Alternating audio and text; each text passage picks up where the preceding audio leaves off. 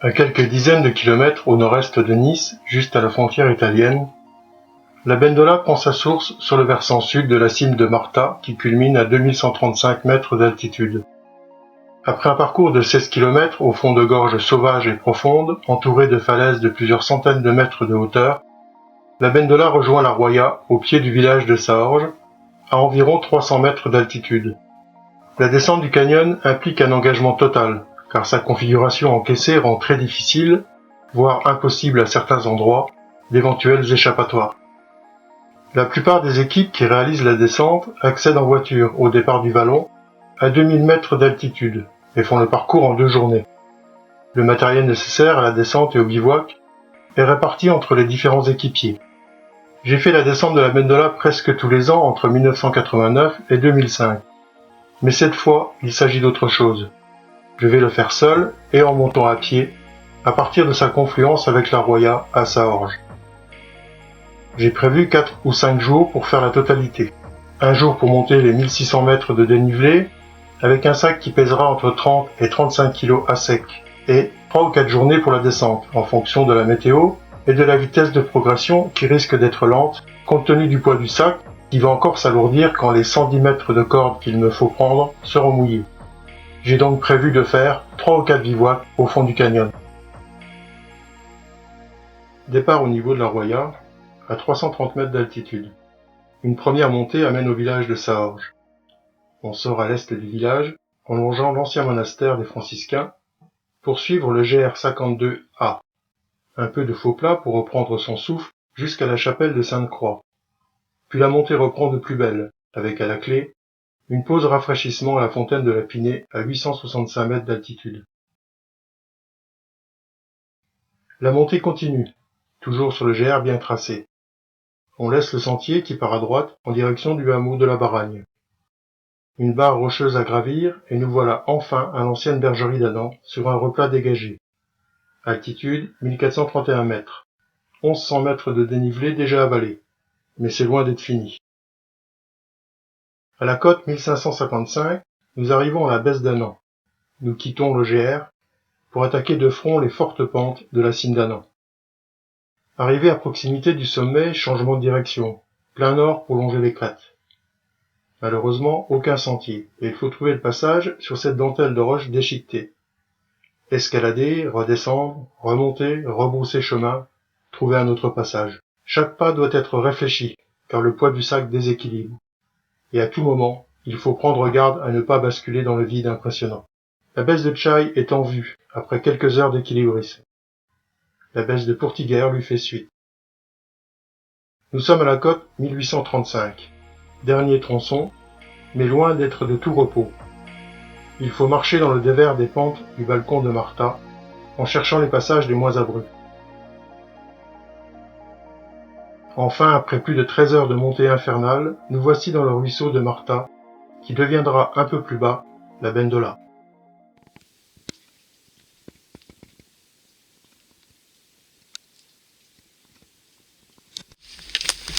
Au programme, un jour de rando pour monter jusqu'au départ du vallon de la Bendola, 3 jours de descente du canyon, et au total donc 3 bivouacs, dont 2 au fond du canyon. Alors je suis parti ce matin vers 5 heures. Il faisait encore nuit, j'avais des sangliers qui cavalaient un peu partout autour de moi. Donc la montée,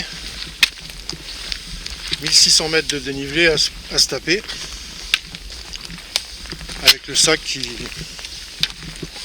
fait entre 30 et 35 kg. Donc autant dire que c'est chargé.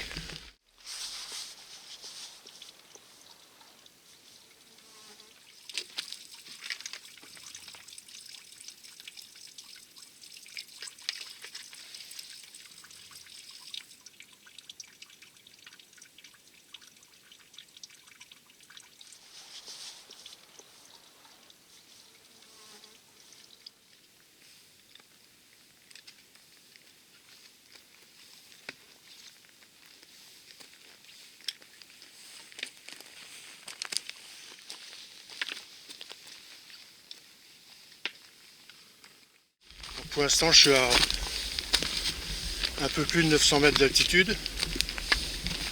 Donc je suis parti, j'ai laissé le camion en bas à 350 mètres d'altitude, au bord de la Roya. Et là il faut monter jusqu'à 1900 mètres pour rejoindre le début du vallon.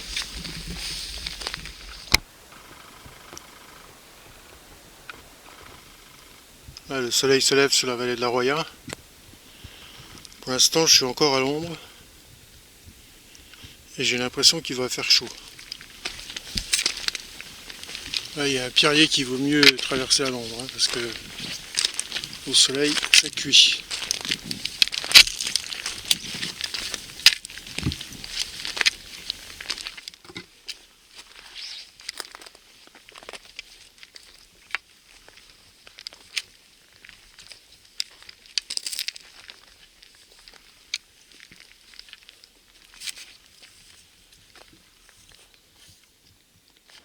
On arrive au carrefour de la Baragne. Donc à droite on rejoint le hameau de la Baragne. Et après on peut redescendre dans le vallon de la Bendola et faire la Bendola inférieure. Donc par ici.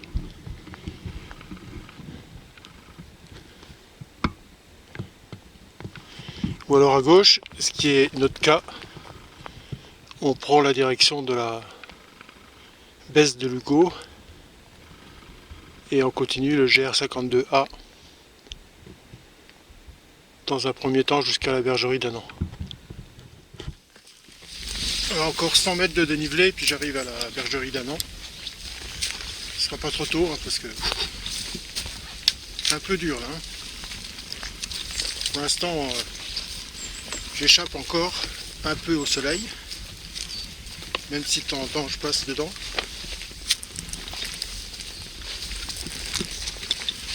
Là je vais me faire une pause en arrivant à la bergerie. Hein. Là c'est une barre rocheuse à surmonter.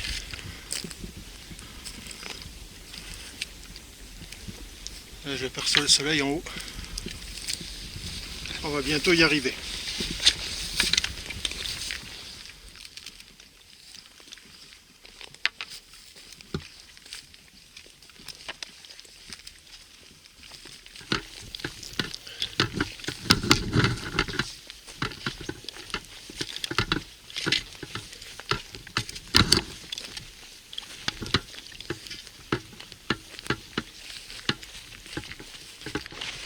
Voilà ce qui reste de la bergerie d'Annan.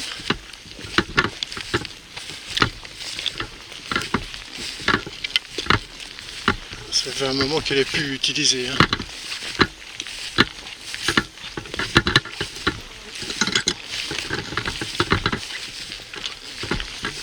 Avant il y avait le berger Albert qui était ici avec ses chèvres.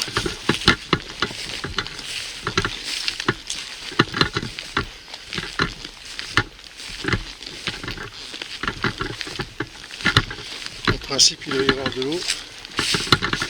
Donc on va refaire le plein des gourdes. Parce qu'après il n'y en aura plus. Voilà ce qui reste de la bergerie.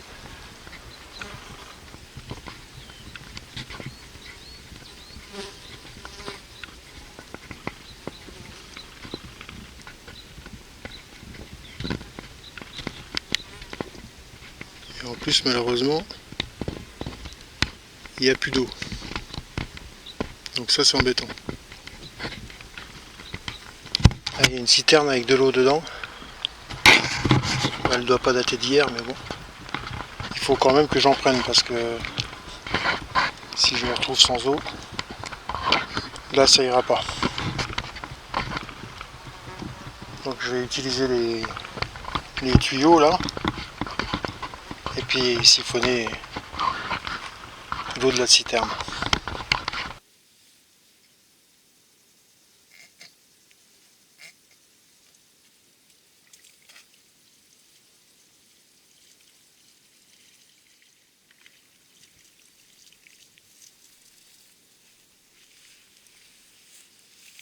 Voilà, on va continuer maintenant en direction de la baisse d'Annan.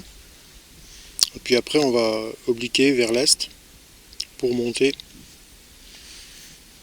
sur le sommet. Et puis on va longer la crête. Hop là, c'est là. Ici on va passer sous la pointe de Lugo.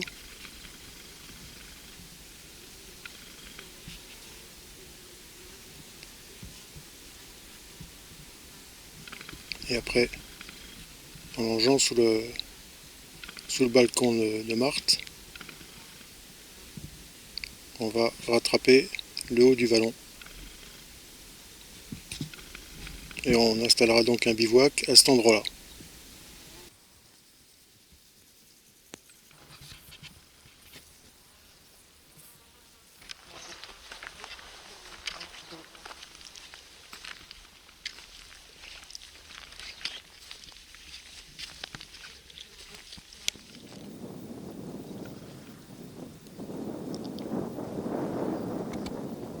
C'est ici qu'on va quitter le GR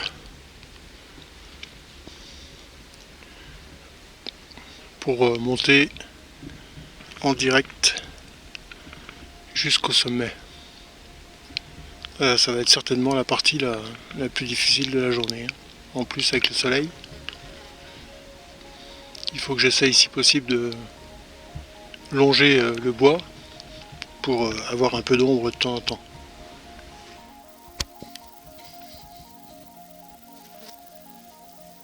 Voilà, un petit peu de repos parce que là ça grimpe raide. Et on n'est encore pas en haut.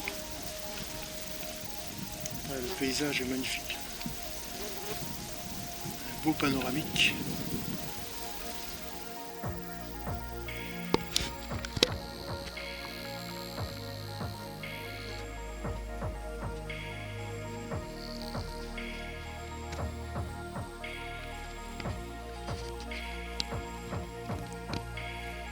Voilà le vallon de la Bendola en bas. Et en face, le Mont Orage.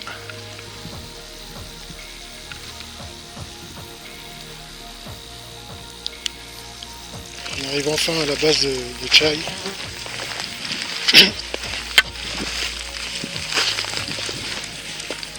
Et après, direction base de Portiguère.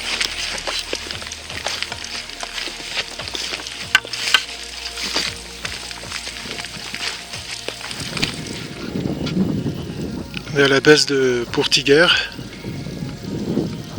Maintenant, il faut suivre la courbe de niveau et puis rejoindre le vallon dès que possible.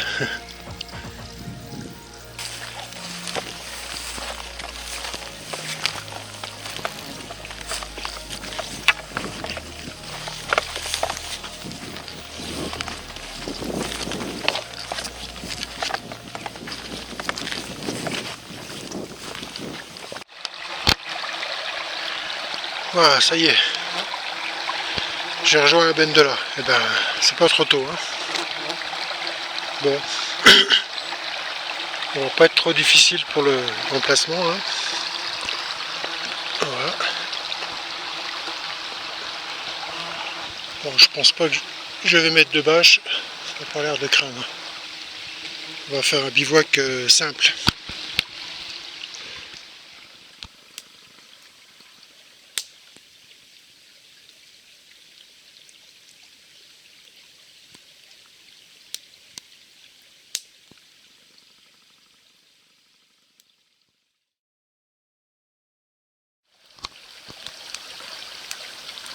Voilà, mon petit feu le matin pour faire chauffer le café. Puis se réchauffer un peu soi-même parce qu'il ne fait pas très chaud. Il y a un petit vent qui descend de la montagne là, qui longe le ruisseau. Voilà un aperçu du campement. Alors on se demande comment on peut rentrer tout ça dans un sac. Hein. Alors pour le couchage, j'ai mis les combinaisons néoprène pour servir de matelas. J'ai un petit morceau de matelas mousse, la moitié à peu près, pour mettre au niveau des lombaires. un petit sac de couchage en duvet, et puis un sursac de survie. J'étais un peu sceptique parce qu'ils disent qu'il n'y a pas d'humidité dedans, j'étais vraiment sceptique, mais en fait non, il n'y en a pas. Ça a l'air vraiment, vraiment efficace. Ce qui m'a permis de ne pas avoir trop froid. Je ne dirais pas que j'ai eu chaud, mais c'était correct. Alors ensuite on a les cordes. Donc 2 cordes de 55 mètres, dont une est emballée dans un sac étanche parce que j'en aurais besoin qu'à partir de la cascade de 45 mètres. Donc avant, c'est pas la peine qu'elle prenne l'eau, parce qu'une corde mouillée c'est 2 fois plus lourd.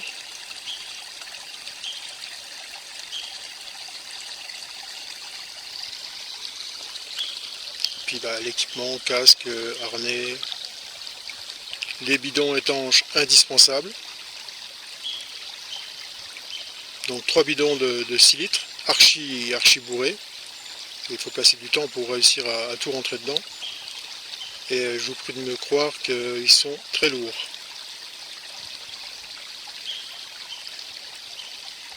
Alors le bidon M1 lui contient toute la bouffe, non pas toute, une partie de la bouffe. Parce que vous voyez que le pain lui n'a pas réussi à rentrer. Ça, le pain, c'est l'élément le plus embêtant parce qu'il prend énormément de place, quoi. Alors il faudra essayer de trouver autre chose, mais bon, il faut en même temps que ce soit quelque chose qui ne soit pas fragile, hein, parce que le sac est quand même pas forcément gâté, hein. Donc ça se coude partout, souvent il tombe par terre, il claque à droite, il claque à gauche. Donc il ne faut pas de choses fragiles.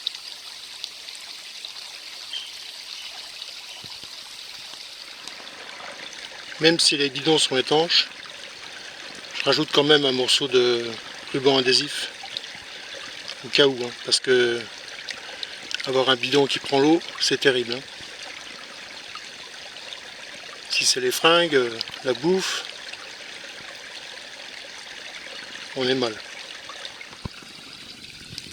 Dans le bidon là, on a tout le matériel de bivouac, c'est-à-dire le sac de couchage, le sursac, un polo en soie, un polo à Liansen, un caleçon haut de l'eau, une paire de chaussettes, une paire d'espadrilles. Voilà, et tout est hyper compressé. Là j'ai aussi 2 sacs étanches qui permettent de protéger les vêtements que j'avais en montant. La bâche aussi, parce que sinon elle se remplit d'eau. Et puis 2-3 bricoles. Et hier j'ai eu une journée très difficile parce que à partir du moment où j'ai quitté le GR52, je voulais prendre un autre chemin que celui qu'on avait pris en 2005 parce que c'était vraiment la galère. Donc sur la carte j'en avais repéré un qui avait l'air pas mal. Et c'était pas une bonne idée parce que ce que j'aurais dû faire en 2h30, il m'a fallu plus de 5 heures pour le faire. Parce que déjà ça montait énormément, une pente infernale. Alors avec le sac bien chargé, c'est pas évident. Et puis après sur les crêtes, c'était monter, descendre, désescalader. Donc une horreur, quoi. Donc ce que je voulais, c'était arriver le plus vite possible dans la Bendola pour pouvoir installer le bivouac. Donc, même s'il n'était pas spécialement confortable, il avait au moins le mérite d'exister. Et pour moi, c'était le plus important. Alors aujourd'hui, le programme des réjouissances, on attaque la partie haute, c'est-à-dire pas mal de désescalade. Là, on a un petit peu d'eau, mais on va bientôt la perdre, ce qui fait qu'on a une grande partie sèche qui est assez pénible, parce qu'en plus, il faut quand même garder la néoprène, parce qu'il y a quand même des vasques à traverser. Et ici on est quand même à 1800 mètres d'altitude, donc elle n'est pas chaude, hein. Le plus gros obstacle c'est une verticale de 65 mètres décomposée en deux, donc un toboggan de 20 mètres et une cascade de 45 mètres. Voilà. Donc c'est une journée aussi assez difficile, surtout du fait qu'on n'a pas du tout d'eau dans certaines parties. Donc fait très chaud.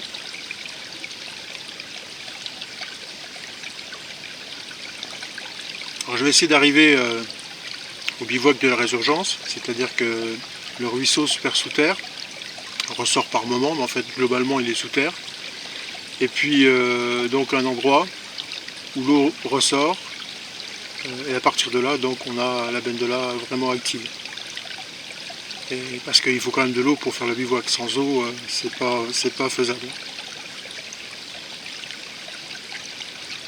Alors il faut que j'aille doucement parce que le sac étant bien lourd, puis je suis tout seul, donc le moindre faux pas peut avoir des conséquences dramatiques.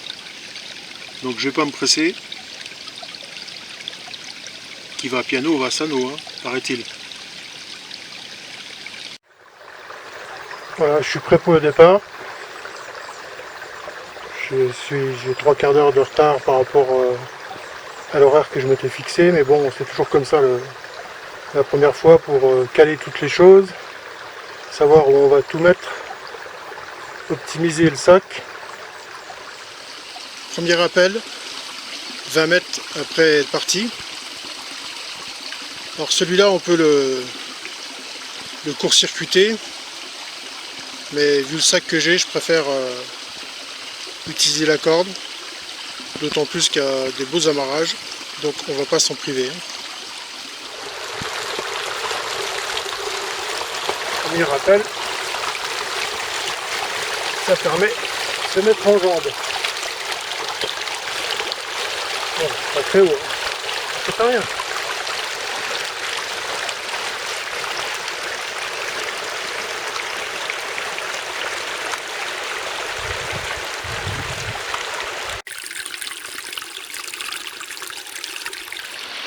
La progression prend du temps parce qu'il faut étudier chaque passage, essayer de voir celui qui passe le mieux et surtout éviter de descendre dans l'eau parce que c'est en général super glissant.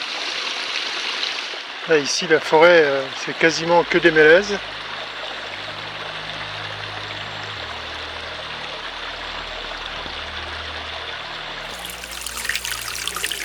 J'ai l'impression que l'eau va s'enfoncer sous terre, donc je vais boire un coup avant qu'elle disparaisse. Voilà, c'est ce que je craignais, l'eau s'enfile sous terre. Et maintenant on va avoir du passage à sec, sans possibilité de se rafraîchir. Peut-être une vasque ou deux, mais ça va pas être génial.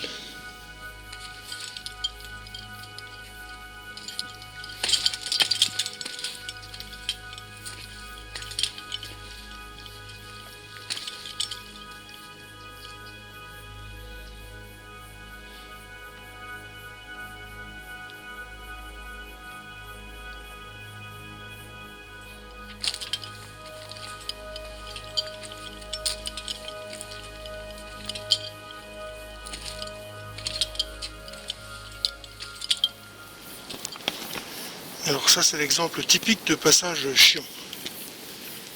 Parce que là, descendre dans des escalades, ouf. Donc il faut essayer d'attraper une petite vire.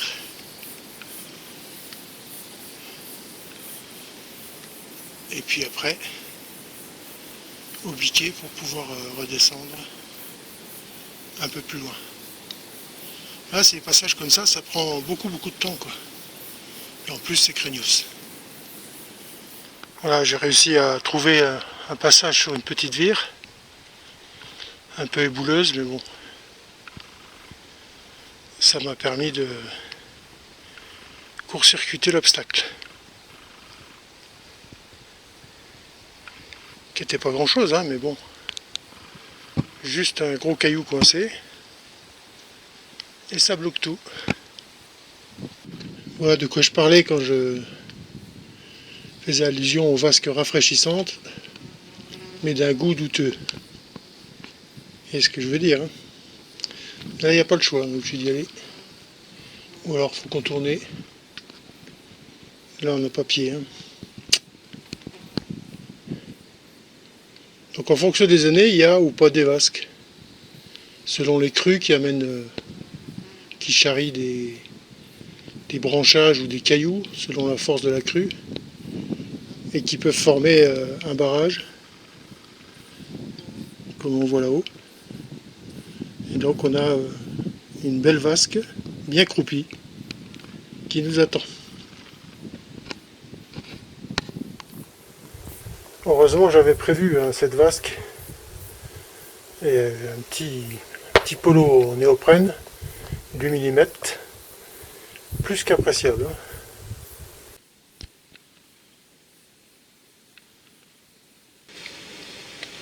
Là il est 15h, je m'arrête un peu pour manger, puis boire, parce que là j'ai un peu soif. Ce que j'espère c'est trouver un peu d'eau un peu plus loin. Sinon, ça va être juste. On sent au bout d'un moment, il faut qu'on mange, parce que on sent que les gens ont du mal à porter.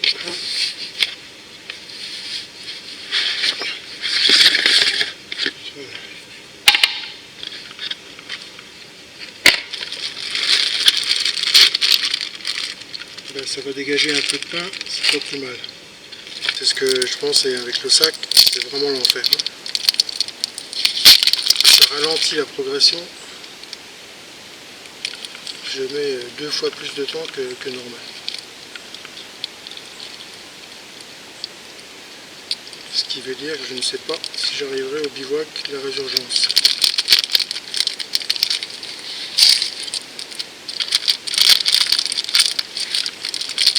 Plus le ciel se couvre.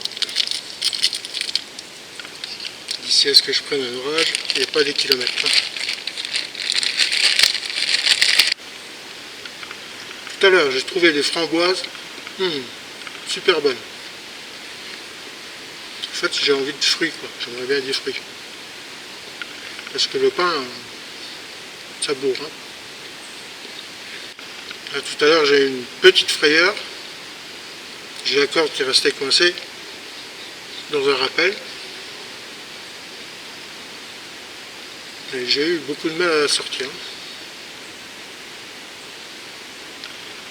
En plus, c'était évidemment dans une vasque hyper glissante, croupie. Super. Bon, je me vois mal laisser une corde de 55 mètres ici. On est toujours dans la partie sèche. Et il faut franchir un rappel de 15 mètres.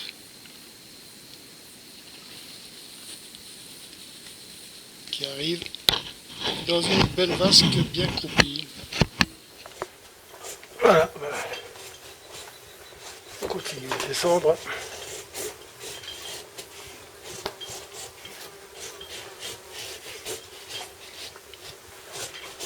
Un petit surplomb.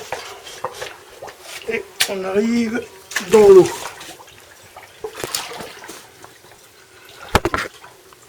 Ceci dit, en contrepartie, elle est pas froide, l'eau. Elle est moins froide. Eh ben, il était temps de trouver un peu d'eau parce que je meurs de soif là.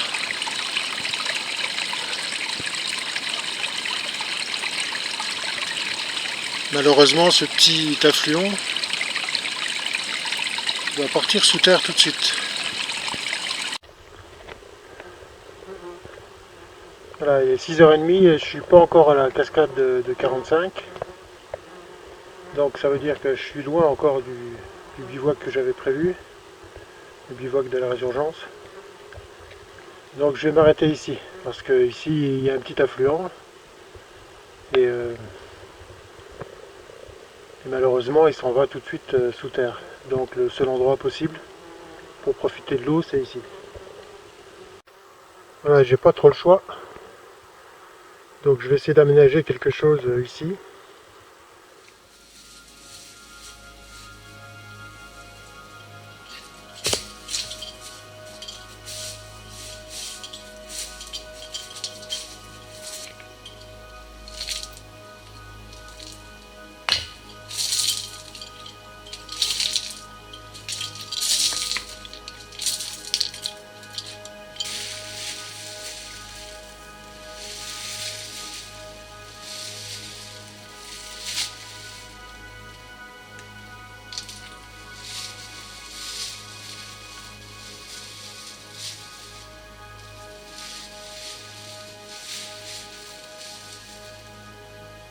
La bâche est installée, donc ça va, il y a de la place. Hein.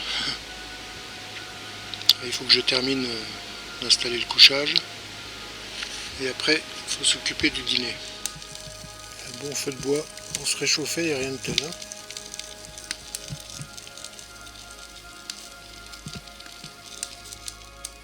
Et après, je vais pas tarder à me coucher parce que demain, c'est encore une journée difficile.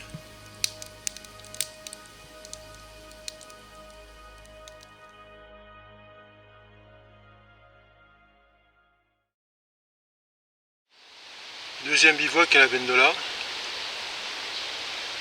Là, c'était pas terrible du tout. Bon, le coin n'était pas génial, hein. Beaucoup de cailloux. Puis j'avais mis les cordes pour essayer de niveler un peu, mais c'était pas une réussite. Toujours est-il que j'ai pas vraiment dormi, quoi. Comme la nuit dernière, comme la nuit d'avant.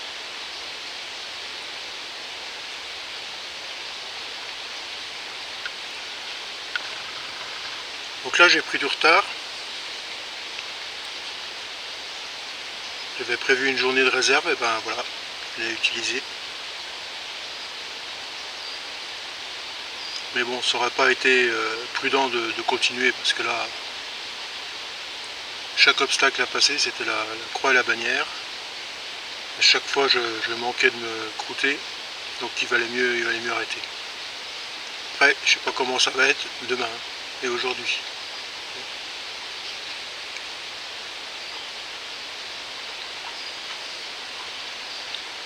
Donc aujourd'hui, bon, on va franchir la 45, les quelques cascades qu'il y a après, puis un bon bout de chemin encore jusqu'au bivouac de la résurgence.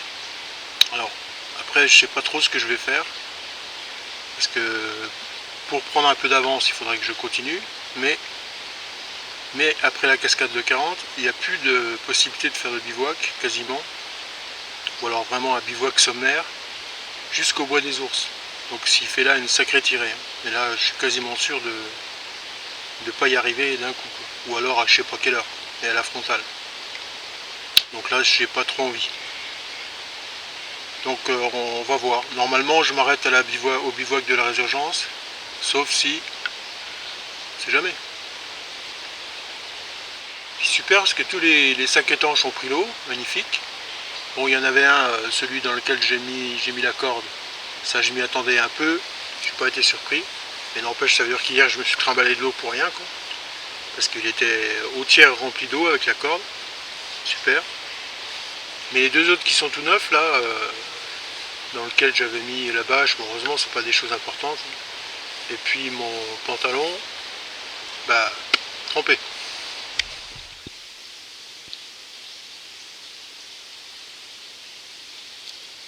Alors voilà envers le chemin que j'ai fait en montant.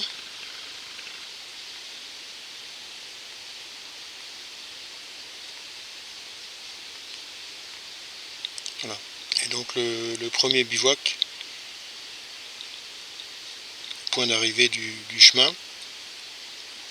Et voilà ce que j'ai fait entre hier matin et hier soir. Donc le point jaune là, jusqu'au point là. C'est vraiment pas grand chose, hein. Et voilà ce qu'il reste à faire.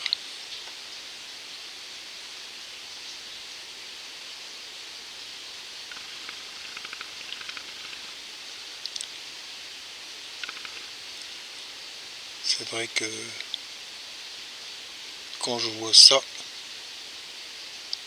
je me dis que ça va être très très difficile. Voilà, je suis parti, en retard évidemment comme d'habitude, et peu de temps après, premier obstacle, un rappel de 15 mètres avec une vasque profonde en bas. Donc ça va réveiller.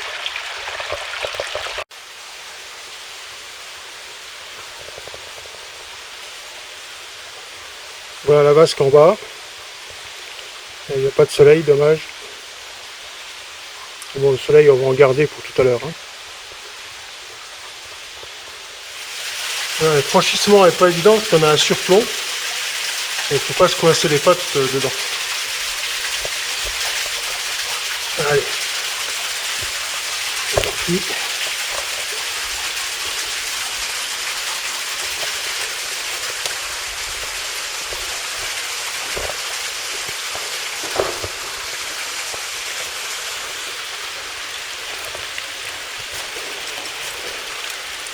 Bah, l'eau est bien claire quand même, hein, si on n'avait rien de soleil.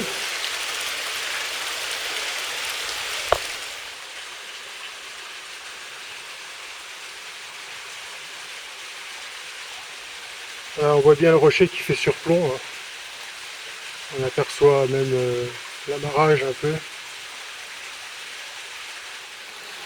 Encore une belle vasque pour continuer. Et là on s'approche tout doucement de la 45.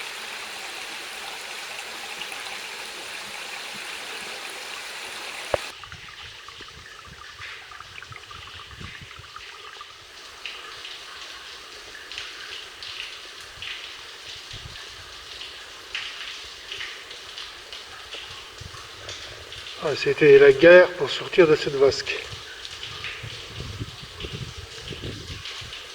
Pas de prise, c'est super glissant.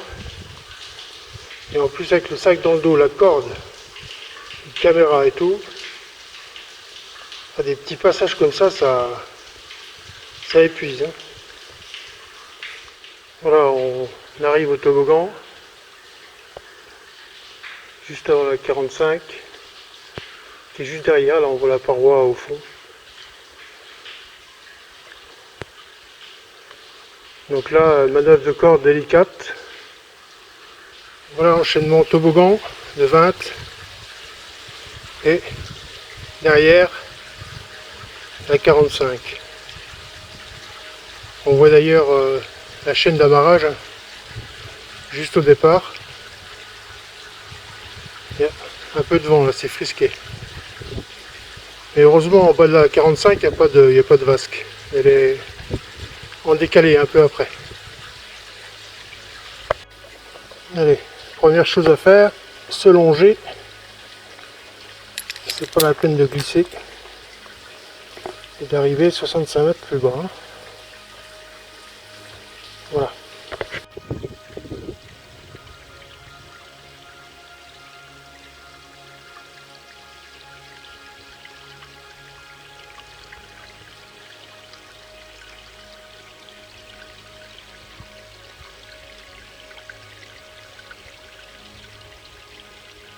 Voilà, on est prêt à descendre la 45. Les deux cordes ont été raccordées. Voilà, on peut mettre le descendeur et puis commencer la descente. En espérant que la corde s'en mêle pas. Après c'est en bas où c'est délicat parce que il est toujours très difficile à rappeler la corde parce qu'elle frotte le long de la roche. Ce qui fait que c'est assez dur de la récupérer. J'espère que ça ira, sinon on est mal barré.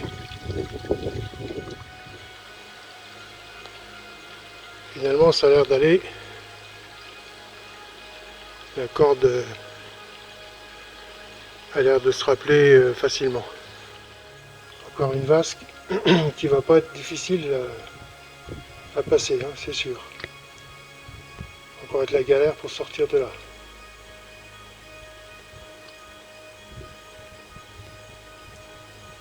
Parce que quand c'est de l'eau croupie comme ça, c'est super glissant. Il y a des algues. C'est dommage qu'il n'y ait pas d'eau courante parce que c'est vraiment hyper encaissé.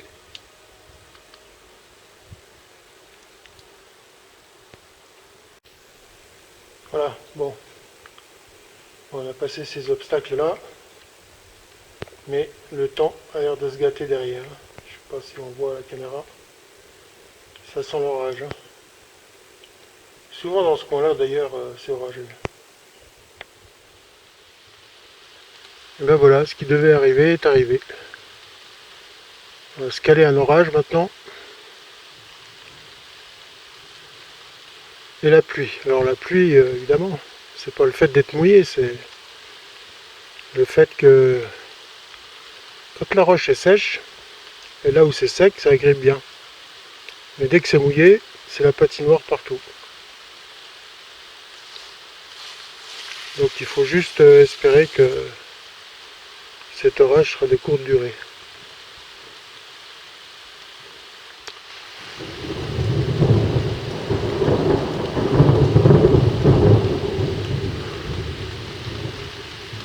Et ben là je suis bien sous l'orage. Hein. Il pleut, c'est super glissant. Ça n'a pas l'air de vouloir s'arrêter. Et en plus là je suis bloqué dans un chaos rocheux. Je trouve pas de passage.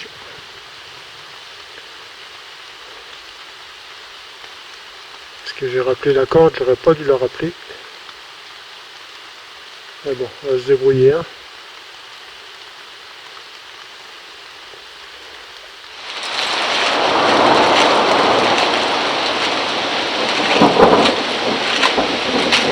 Ben, ça pète bien. Hein. Ouais, je profite de l'orage pour manger un morceau. Parce que c'est pas que j'ai faim, mais il faut manger. Hein.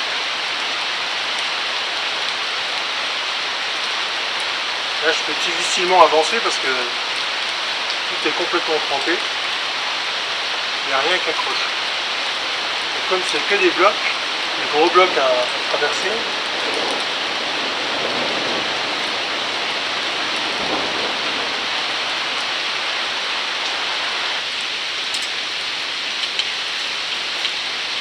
c'est dur quand même d'être tout seul. Hein. Quand on a un temps comme ça, c'est fou le cafard quand même. À plusieurs, on peut discuter, on peut. Il y a toujours un qui va dire quelque chose, et puis voilà. Mais tout seul, ça gamberge. Hein.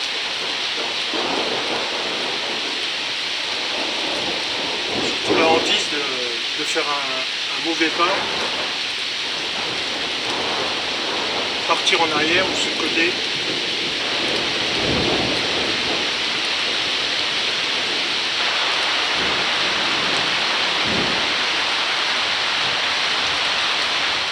On se sent tout petit comme ça.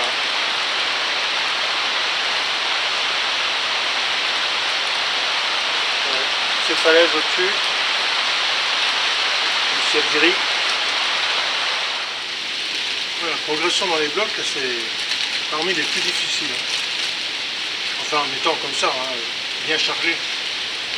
Parce qu'avec un petit sac, ça va bien.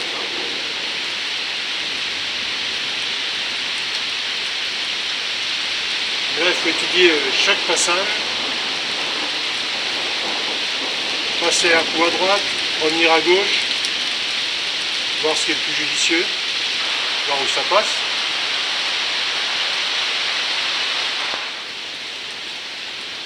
Oula.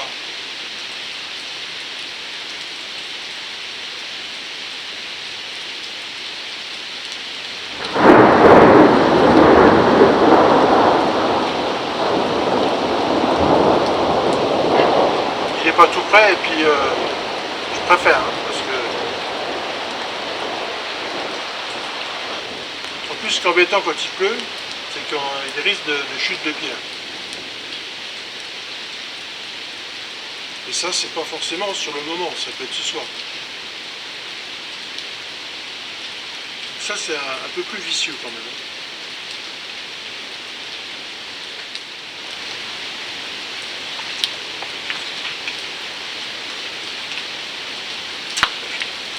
Toujours soif. Et après, même quand on est dans la partie aquatique, il fait soif. Le fait de boire dans l'eau, parce que au début de là, il n'y a pas de souci. Hein. À moins que des fois un sanglier en amont soit tombé dans la rivière. Enfin bon, on dit qu'il n'y en a pas. Et ben même en buvant l'eau de la bendola comme ça, on n'arrive pas à étancher sa soif. Bon, là c'est la galère. Hein. Je suis quand même reparti après manger. Ça s'était un petit peu calmé. Voilà, un rappel de 16 mètres avec une vasque en bas et l'orage qui repart. Alors j'ai pas tellement envie d'aller me mettre dans l'eau là, avec l'orage à proximité. Donc et ben voilà, j'attends encore. Et ben on voulait de l'eau, on en a. Hein. Il est bien mouillé là. Bon, le ciel a l'air de se lever un petit peu. Peut-être que ça va s'arrêter. Alors je crois que je vais pas aller plus loin aujourd'hui. Parce que bon, le temps n'est pas sûr. Et puis après, c'est l'enchaînement de cascades. Comme je le disais tout à l'heure. Bah après, il n'y a plus de bivouac possible jusqu'au bois des ours. Et là, ça ferait quand même trop tard. Et puis avec ce temps-là, c'est pas vraiment sympa, quoi. En espérant que demain, il fera meilleur, quoi. Ça, c'est pas garanti. Alors c'est super glissant, là, des endroits où on devrait pouvoir descendre tranquillement. Là, il faut mettre des rappels, il faut tirer des rappels partout dans les arbres, parce que c'est trop glissant. Donc à chaque fois, c'est une perte de temps. Mais bon, vaut mieux ça que de se croûter, hein. On est arrivé à la résurgence. Donc il n'y a pas beaucoup d'eau aujourd'hui, mais c'est trompeur, hein. J'ai déjà vu une fois avec une crue où ça occupait les 3/4 de la sortie qu'on voit là. Alors je vais autant vous dire que c'était impossible de descendre, hein. On est resté d'ailleurs bloqué 24 heures sans pouvoir bouger. Exemple là, on est vraiment obligé de mettre une corde parce que c'est hyper glissant. Là, le ciel se lève un peu.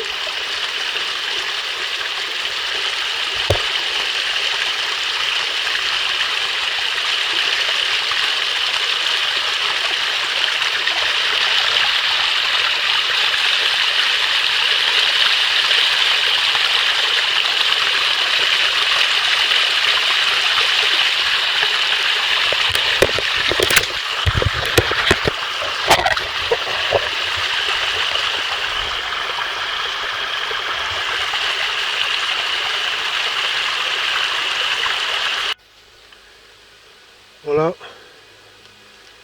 je vais m'arrêter là pour la nuit. Le temps n'a pas l'air de s'arranger. Donc première chose à faire, terrassement. Voilà, j'ai fait un damage qui devrait être mieux qu'hier. Ça devrait être un peu plus confortable, si on peut dire ça comme ça. Alors je vais aussi aller chercher du bois pour faire le feu. Tout ce que j'espère, c'est qu'il va pas pleuvoir, mais ça, c'est mal barré, hein, mal barré.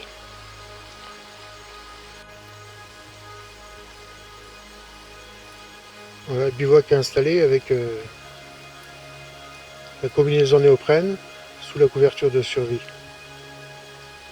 Alors, il me restera après le duvet et puis le sursac à mettre. Parce que là, il fait pas chaud. Donc sans sursac, ça ira pas.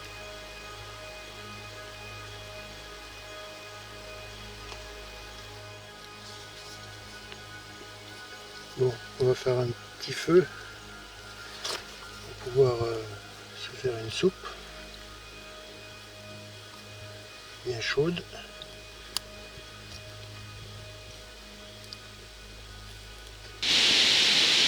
On va peut-être faire un peu sombre là pour la caméra.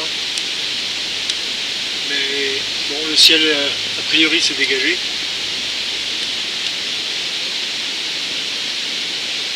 Et ça fait du bien de prendre une soupe chaude.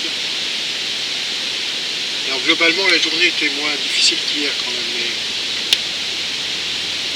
malheureusement j'ai pas beaucoup avancé à cause de cet orage. C'est quand même un peu dangereux de progresser quand c'est hyper glissant comme ça.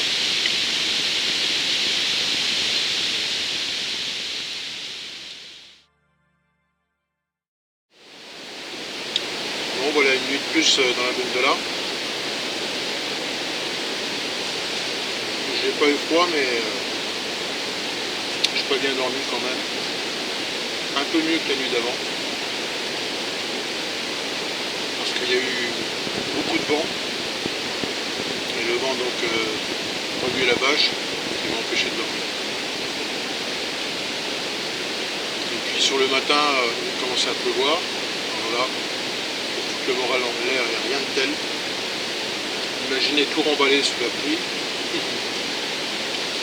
Bon, ça s'est calmé, puis ça avait l'air de vouloir s'éclaircir. Et là, ça se recouvre. Bon, là, ça va pas être une journée agréable, j'ai l'impression. Le vent est froid. À l'orage d'hier, il y a eu pas mal de chutes de pierres. Et là, je suis juste à côté d'un couloir où il y a des pierres qui dégagent. Ah, je suis à côté, hein, je suis pas en dessous. Alors au programme aujourd'hui, il y a quelques ressauts à descendre. Une petite escalade que je redoute parce que c'est toujours la galère pour la montée. Alors en plus avec le sac là. Et après tout de suite une grande cascade de 25 mètres en surplomb. Comme j'ai dit hier. Un toboggan de 20 mètres qui arrive dans une grande vasque. Et puis la 40. Déjà une fois qu'on aura fait ça, il aura déjà plus clair. Hein. Donc maintenant, cascade de 25 mètres, toboggan de 20 et cascade de 40 en enchaînement. Là, le bas de la cascade de 25 et le départ du toboggan un peu plus loin. Le bas de la cascade de 25. Des gros blocs coincés, dont celui qui fait un surplomb au départ de la cascade. Un toboggan de 20 mètres équipé déjà. Quand on dit toboggan,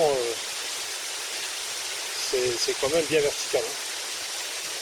Et en bas donc la superbe vasque avec l'arrivée d'eau.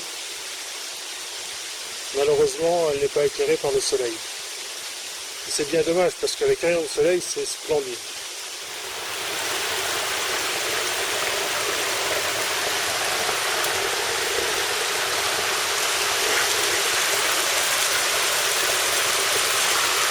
On va arriver en bas.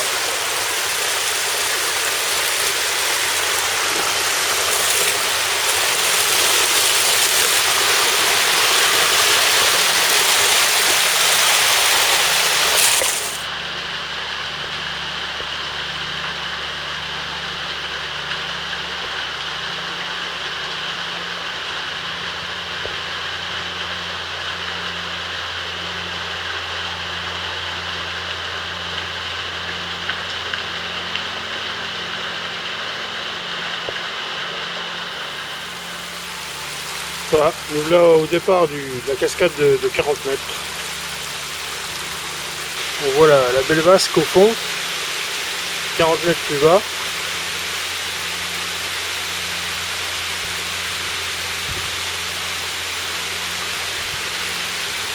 Donc là il faut emprunter le bon passage parce que sinon on risque de cisailler la corde sur l'arête rocheuse qu'on aperçoit ici. Donc il faut bien penser dans l'eau. Voilà, dans la cascade.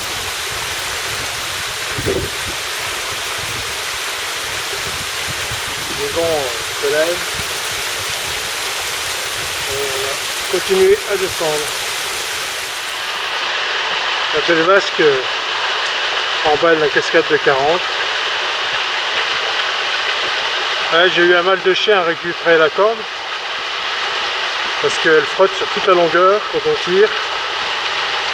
Et bon, quand on est 2 ou 3, ça va, mais tout seul, c'est un peu hard.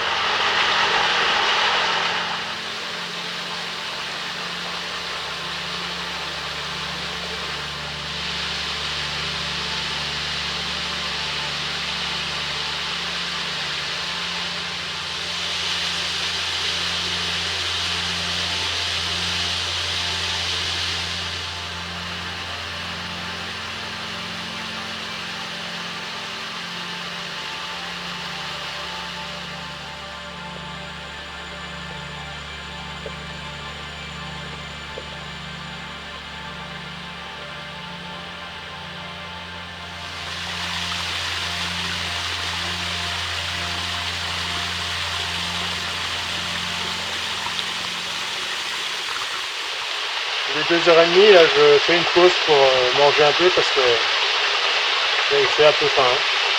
La progression est lente, c'est difficile avec tout ça. C'est ce que je pensais, mais encore plus que ce que je pensais. Le temps est pas génial, j'ai l'impression qu'on va encore se choper un orage. Il n'y a pas vraiment eu de soleil par moment, c'est tout.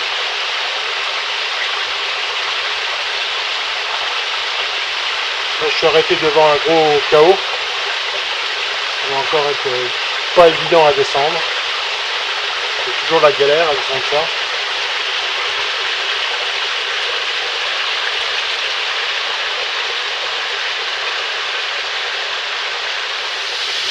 Juste en repartant de la pause, et ben voilà. Un rappel avec arrivé dans une vasque profonde, enfin dans un bief. Et le temps ne décide pas à s'arranger. Donc c'est très engageant. Hein.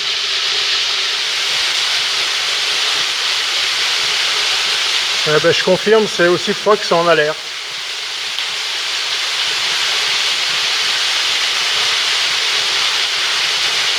Avec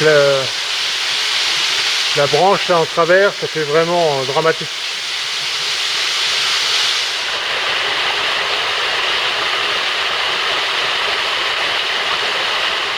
On voit encore les traces des cordes qui servaient d'amarrage.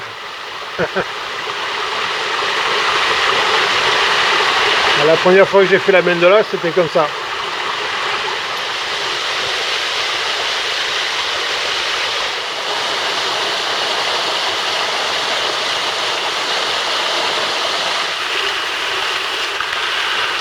C'est un peu mouillé.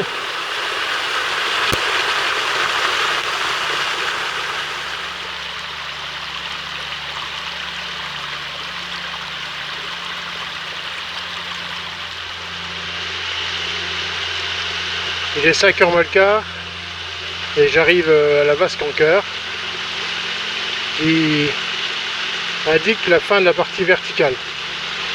Donc maintenant plus besoin de corde, mais il faut quand même les porter. Donc ça change pas grand chose au niveau du poids.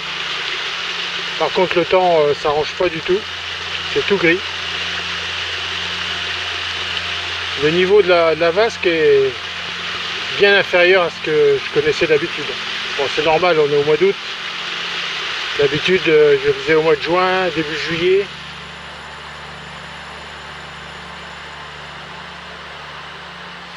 Il y a un affluent qui va grossir un peu le débit de la Bendola. Ce sera pas mal.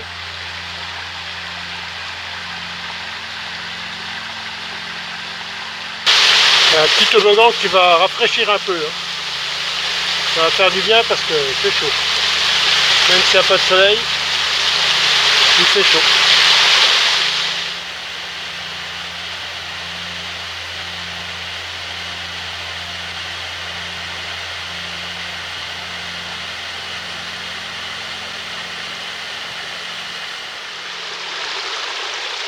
Là, je vais avancer encore maximum 1 heure. Je vais essayer de trouver un coin pour m'arrêter, faire un bivouac. Parce que là il sera 19h. Et maintenant c'est l'essentiel, c'est de la marche en rivière. Encore un petit affluent. Rive gauche.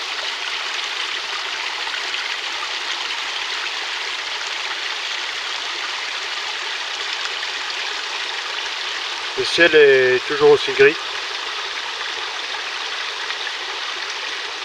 Bon, je vais m'arrêter ici.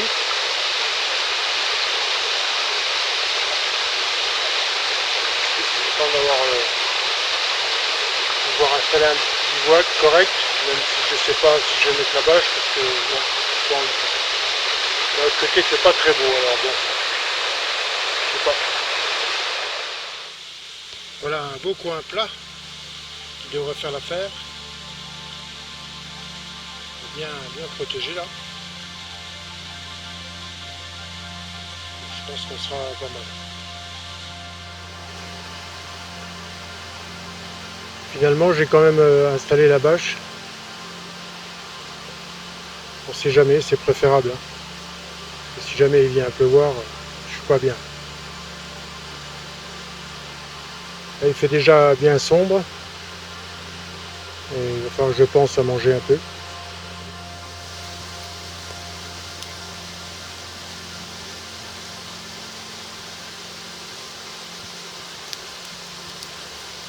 Ça fait du bien de faire un feu de bois.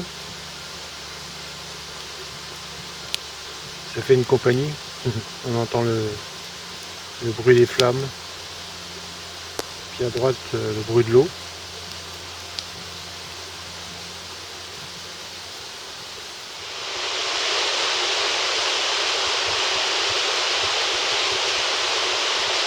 C'était une dure journée encore. Hein. Pas la même chose qu'hier. Mais difficile quand même. Hein. Toujours ce sac, hein. C'est vraiment ça le problème.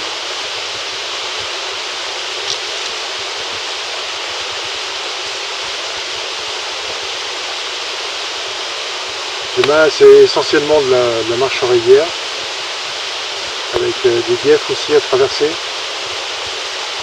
donc de la nage.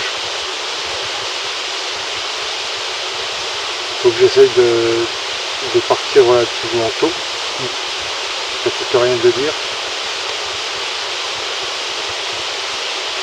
parce qu'il faut que j'essaye de ne pas sortir trop tard de la Bendola. Et là déjà j'ai une journée de retard entre guillemets par rapport à ce qui était prévu.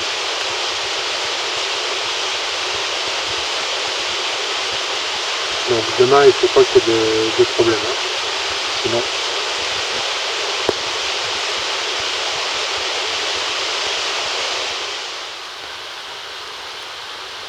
Voilà, il va bientôt être 22 h. Et puis je vais pas tarder à aller me coucher. En espérant que je passerai une bonne nuit. Bon, en tout cas, une pas trop mauvaise.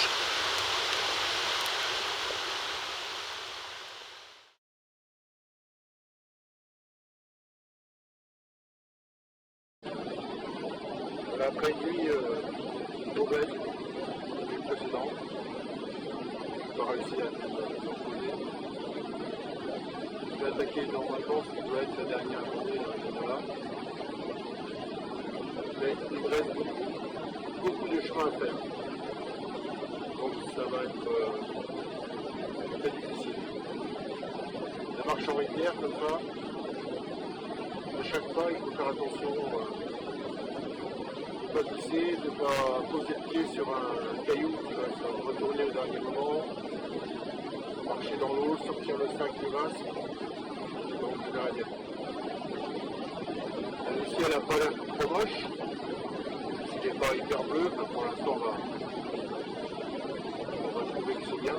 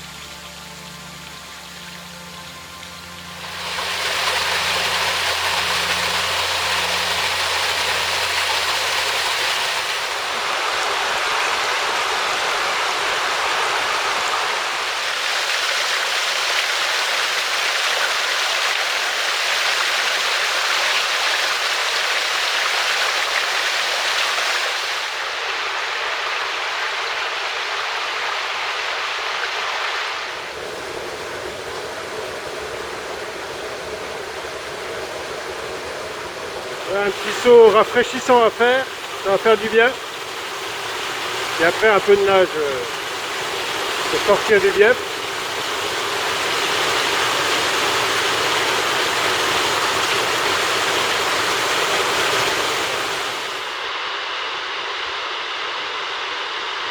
Les couleurs de la Bendola, quand il y a du soleil. c'est vraiment pas la même chose. Hein. Et là, le petit passage rafraîchissant au fond, qui a fait vraiment du bien.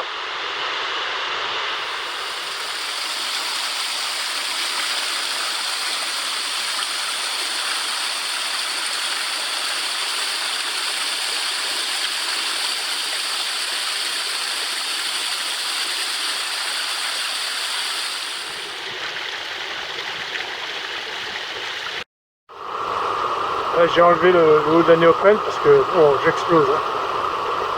C'est trop chaud pour avancer et donc du coup j'ai du mal. J'avance plus. Et bon, dans les vasques ça va être un peu plus frais mais ça sera pas plus mal. Hein.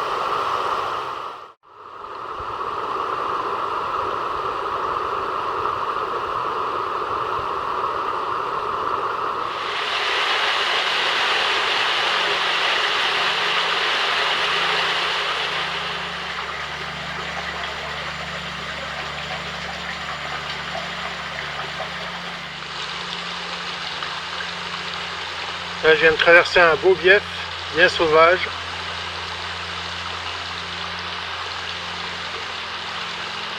Avec 3 ou 4 mètres d'eau.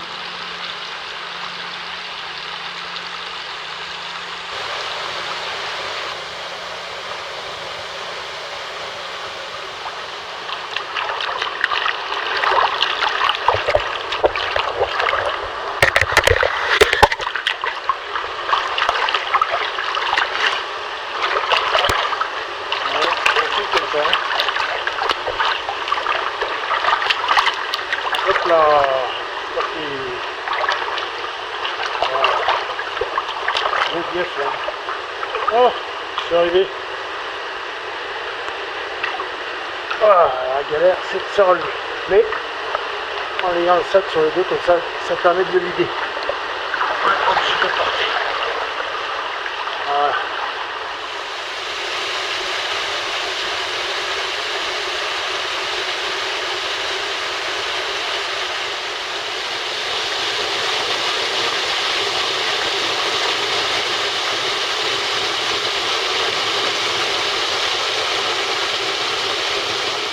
Je suis seulement arrivé au bivouac du requin.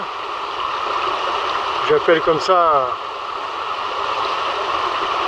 à cause du gros rocher qu'on voit devant là, qui ressemble à une tête de requin.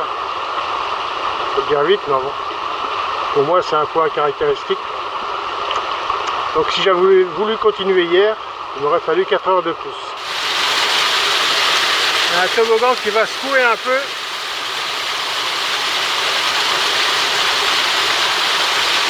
Surtout, ça a l'air bien glissant.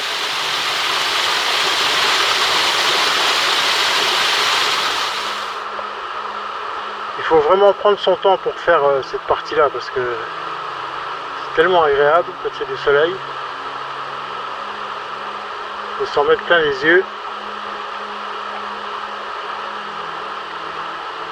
Et je m'en lasse jamais hein, de voir cette eau, la roche, la végétation. Entendre ce bruit de l'eau.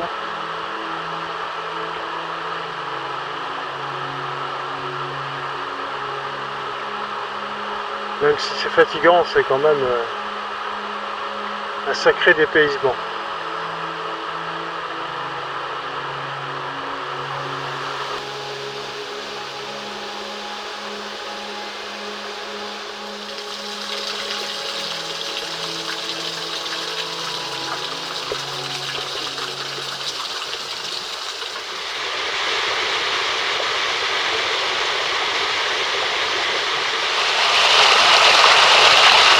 C'est parti, ouais!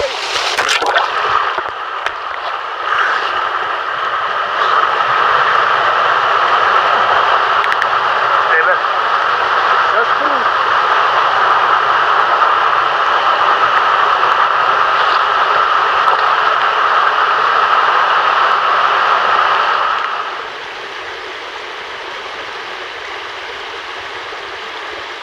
Première trace de civilisation depuis 4 jours. Le pont de la Baragne. Enfin.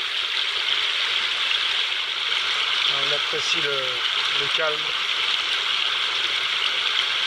Le ciel est superbe, un beau bleu.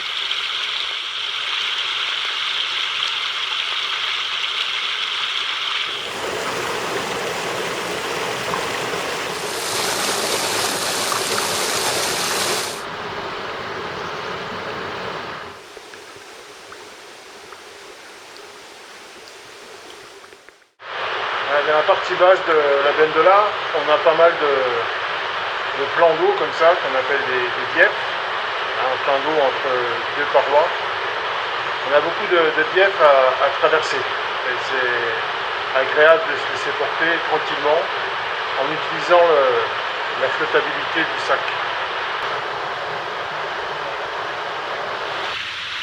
Ici un morceau de tronc d'arbre. C'est carrément intégré à la rivière, il a fait un barrage et on a l'impression que c'est un morceau de patte d'un animal préhistorique avec des griffes au fond, au bout.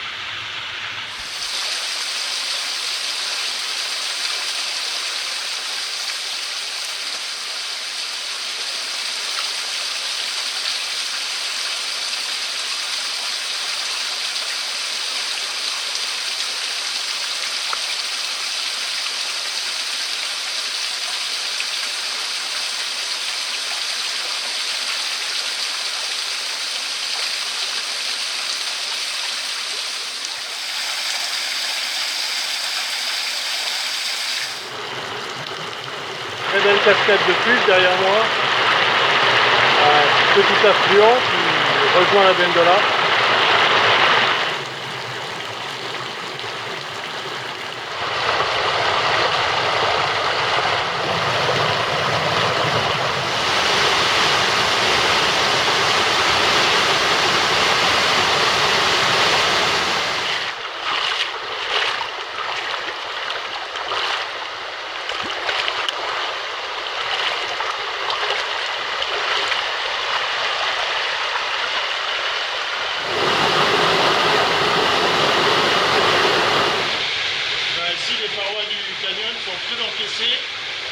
C'est tout juste, on voit le ciel au-dessus.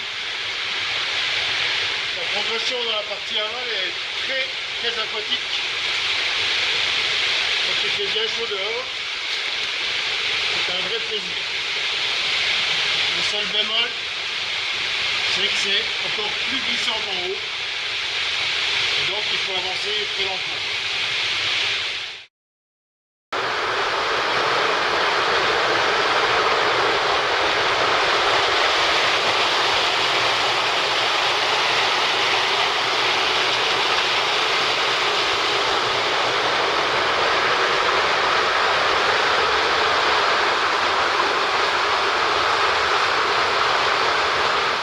Presque dans une rivière souterraine.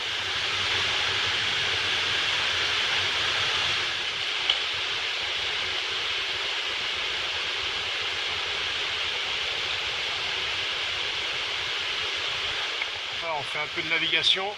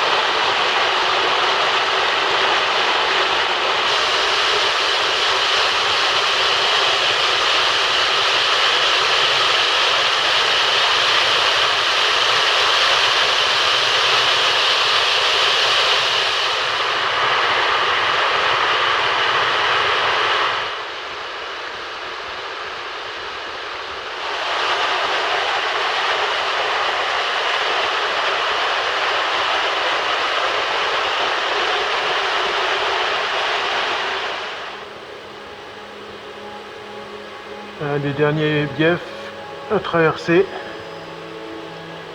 Alors on en profite parce qu'on va bientôt être sorti. Un petit rayon de soleil, c'est pas de refus.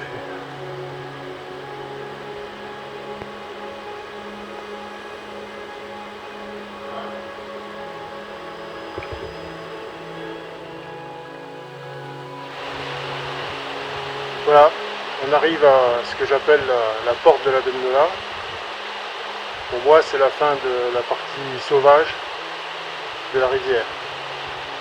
À partir de là, ça devient une rivière presque comme les autres. Mais vous qui avez suivi mon périple, vous savez que la Bendola, c'est tout à fait autre chose.